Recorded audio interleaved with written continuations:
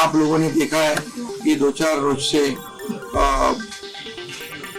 ऐसी चर्चाएं हैं, कोई नाराज है, कोई बैठा है घर में।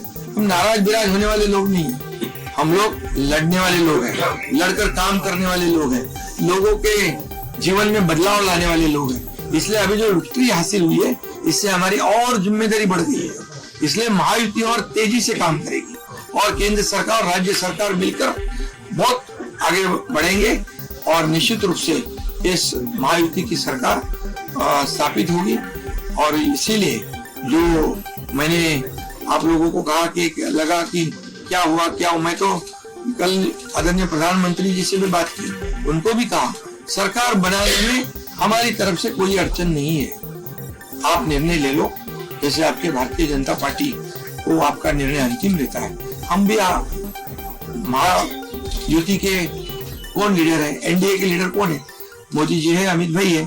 तो उनको कहा कि मैंने अमित भाई जी को भी फोन किया, मोदी जी को भी फोन किया, सरकार बनाने में हमारी तरफ से कोई भी रुकावट, कोई भी अड़चन, कोई भी कुछ भी किसी को तरह का अड़ंगा नहीं है।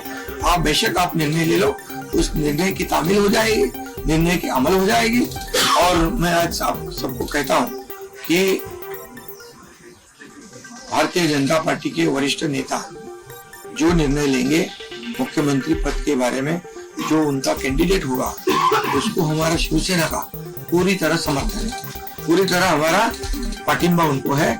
ये आपको बताने के लिए मैंने आज सबको बुलाया है।